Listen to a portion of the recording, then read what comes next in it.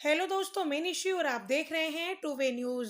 कहने को तो अफगानिस्तान पर कब्जा तालिबानियों ने किया, लेकिन भक्त मंजली कीर्तन भक्त भारत में करने लगे। जी हाँ, सच कह रही हूँ। अब तालिबान के मुसलमानों से भारत के मुसलमानों का क्या कनेक्शन है, ये तो मुझे नहीं पता, लेकिन भारत के एक शेर ने एक शेर पाल रखा है जिसके पास, क्योंकि भक्त मंजलियों का कहना था कि अगर हमारे देश में शेर ना होता, कहने का मतलब है कि अगर हमने शेर ना पाला होता तो आज हमारा हाल भी अफगानिस्तान की तरह ही होता। यही नहीं, नए नए स्लोगन बनाए जा रहे थे कि शेर गुर्राने लगा, तालिबान थर्राने लगा।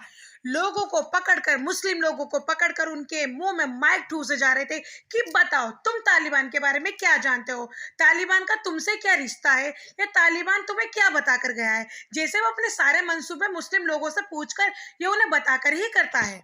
जिसके पास 9,000 करोड़ रुपए की ड्रग्स पकड़ी गई है। कितने की, एक बार फिर से सुन लीजिए, 9,000 करोड़ रुपए की ड्रग्स पकड़ी गई है। कहने को तो तालिबान से आई एक चीटी को भी पूरा स्कैन किया जा रहा है कि तालिबान से आई है, कहीं कोई बम बम या कुछ और ना रख कर आ जाए।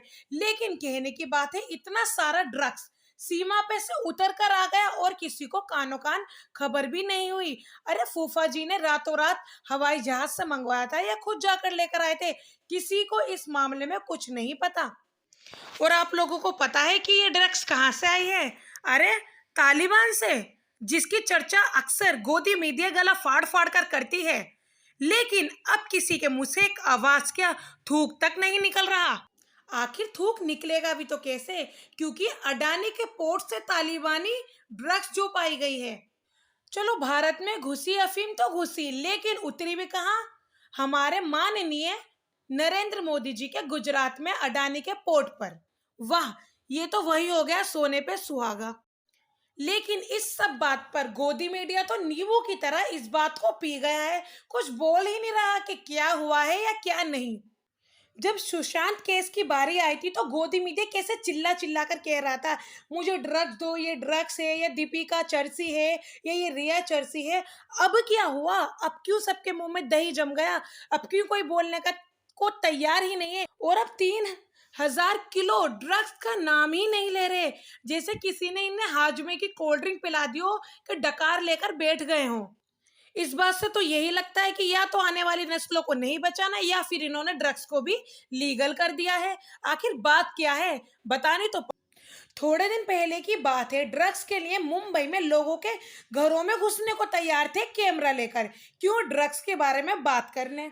तालिबान की बात करूं तो लोग हेलीकॉप्टर में, हवाई जहाज में लटक लटक कर आ रहे थे, लेकिन 3,000 किलो चर्च कब कहां से खिसक के सरक के चुप से आ गई, किसी को कुछ पता ही नहीं चला।